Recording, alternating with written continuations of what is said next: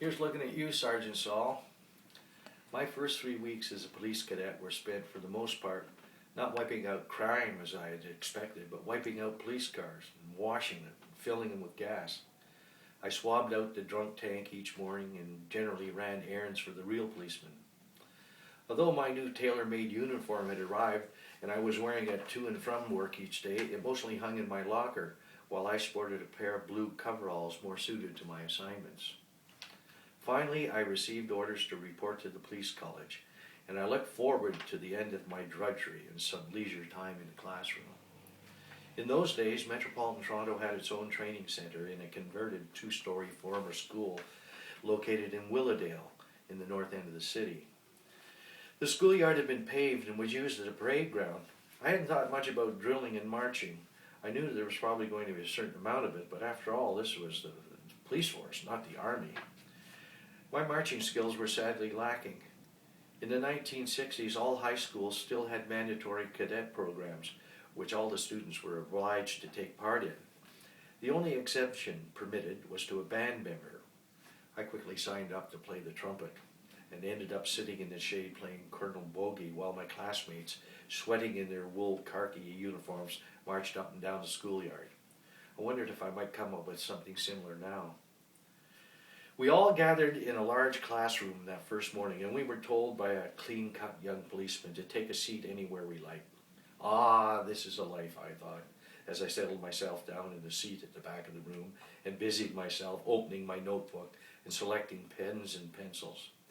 I just removed my tie and was leaning back in my chair when the room reverberated with a throaty bellow. Attention! The word seemed to reverberate and hang in the air. When I looked up, a tall, straight, stern-looking policeman in a gleaming uniform was shouting at us. He looked to be about 50 years old, and his presence oozed authority. We all jumped to our feet and gave our individual interpretations of what attention should look like. Addressing us as stupid bastards in a gruff voice, he described the proper way to stand to attention. Then he introduced himself as Sergeant Saul and informed us that he was to be our drill instructor and general disciplinarian. He went on further to say that he had observed us arriving that morning, and without a doubt we were the sorriest bunch of dirty buggers he'd ever laid eyes on. All this is going to change, he shouted. Now get your lazy asses down to that parade ground. And so the marching began, day after day. By the left, quick march. I said left, you stupid bastards. Or into line, left turn. Does that look like a line, you nitwits? After what seemed like an eternity of abuse, all but one member of our class seemed to be getting the hang of it. Poor Cadet Egan was still stumbling, turning the wrong way, and constantly skipping along trying to get back in step, and no amount of swearing or cajoling on Sergeant Saul's part made his performance improve. Egan was a big, healthy farm boy from northern Ontario, who at first glance looked like the sort who would make a good policeman. However, there was definitely something missing in the brains department. As some of the less sensitive cadets put it, he was a few bricks shy of a load, a few pickles short of a jar. All of the rooms of his weren't plastered. I knew it was over for Egan one morning when we paraded for duty. He had forgotten his memo book, and Sergeant Saul was busy cutting him a new arsehole, as he put it. When he finished his tirade, he lowered his voice and, almost pleading, said, "Listen, Egan, if you're going to make it, you really have to pull up your socks." To our astonishment, Egan actually squatted down and pulled up his socks. The next day he was transferred to the city's parking meter control unit. I would often see him in later years. He seemed very happy sporting his brown uniform and tooling around on his pie wagon, as the three-wheeled motorcycles were called. The marching and drilling wasn't easy for me, but my real problem was passing muster when Sergeant Saul did his inspections each morning. Try as I might, I couldn't seem to please him. I spent hours every night working on my kit. Ironing, polishing, brushing. Still, he would always find something wrong and bring it to my attention in his not-so-subtle manner. If he found a single hair on my blue serge uniform, he would exclaim for all to hear, Did you have much trouble getting the dog off your uniform this morning, Leeson? If my tie was not hanging perfectly perpendicular, he would straighten it, saying, Mummy dressed us a little funny this morning, didn't she? If he couldn't find anything else to complain about, he would say, get a haircut, which I frequently did, but it never seemed to be enough. I started to look like Yul Brynner. The night before our final day on the cadet course, I made up my mind that my turnout was going to be impeccable. I vowed that I would be the cleanest, shiniest son of a bitch on that parade ground. I pulled out all the stops. I spent hours using cotton swabs dipped in ice water, putting a high shine on my boots and Sam Brown belt. My uniform was cleaned and pressed to perfection.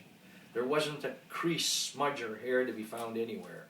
I also vacuumed my car seats so that my uniform wouldn't pick up any hair when I went to work in the morning. I went to bed with what hair I had left perfectly coiffed and held in place with a nylon stocking. I was ready. There was nothing that Sergeant Saul should be able to find fault with.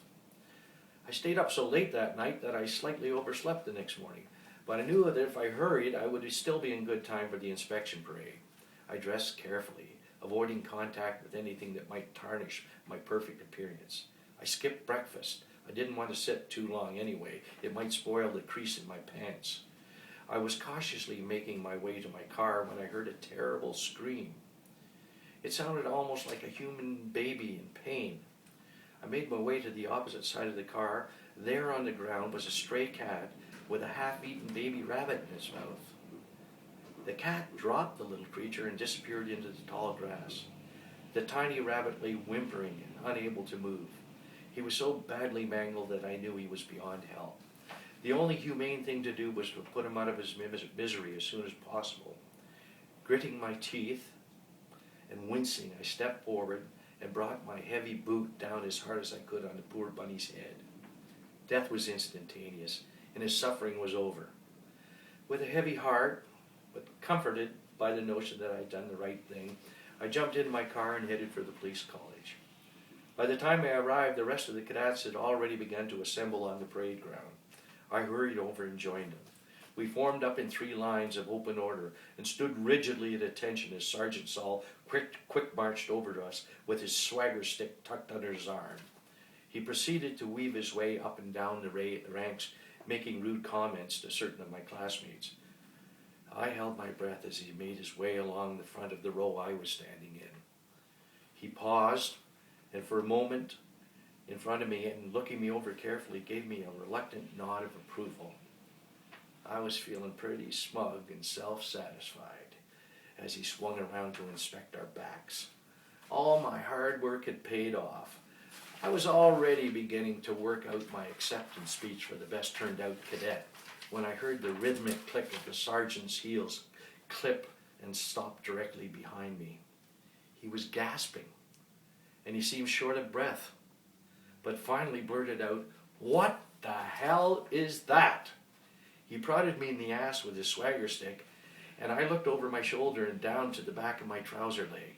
There, looking directly at Sergeant Saul, was a tiny eyeball suspended on a long trailing ribbon of red tissue.